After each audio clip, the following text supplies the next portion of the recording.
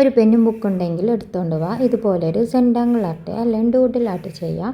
ഇതുപോലെ വേവായിട്ട് ഒരു 5 നമ്മുടെ തിരമാലയില്ലേ അതുപോലെ ജസ്റ്റ് ഇങ്ങനെ ഒന്ന് വേവായിട്ട് വരച്ച് കൊടുക്കുക. പിന്നെ ഇതുപോലെ ഒന്ന് ലൈൻസ് ഇട്ട് കൊടുത്തിട്ട് പിന്നെ ഇതുപോലെ വേവായി കൊടുക്കുക. പിന്നെയും ലൈൻസ് ഇത് വീഡിയോ കാണുന്നത് പോലെ ചെയ്യുക. അങ്ങനെയുള്ള ഈ സെൻറ്റാങ്കിൾ ആർട്ട് ഡൂഡിൽ ആർട്ടൊക്കെ ചെയ്യുമ്പോൾ ഉണ്ടല്ലോ നമ്മൾ അതിൽ ഫുൾ നമ്മുടെ കോൺസെൻട്രേഷൻ ഫുൾ ആ ഒരു ഈ ചെയ്യുന്ന വർക്കിലായിരിക്കും. അപ്പോൾ നമ്മുടെ മൈൻഡ് കാമാവും.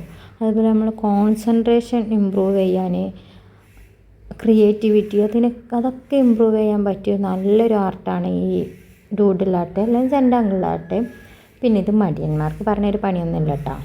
ഇത് കാണുന്ന പോലെ പെട്ടെന്ന് സിമ്പിളായിട്ട് വരയ്ക്കാനൊന്നും പറ്റില്ല. ചെറുതായിട്ടൊരു ക്ഷമയോട് കൂടി ഇങ്ങനെ വരച്ച് പോയാൽ തന്നെ ഈ ഒരു റിസൾട്ട് കിട്ടുള്ളൂ.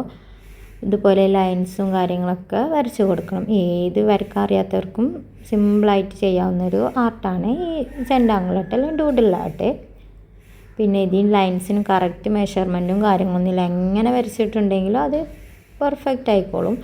പെർഫെക്ഷനൊന്നും ഒരിക്കലും നോക്കേണ്ട ആവശ്യമില്ല. പിന്നെ ഇതിൻ്റെ എൻഡിങ്ങൊക്കെ കാണുമ്പോൾ നമുക്ക് നന്നായിട്ട് അത് നമ്മൾ വല്ലാത്ത സാറ്റിസ്ഫാക്ഷൻ ആയിക്കോളും കാണുമ്പോൾ.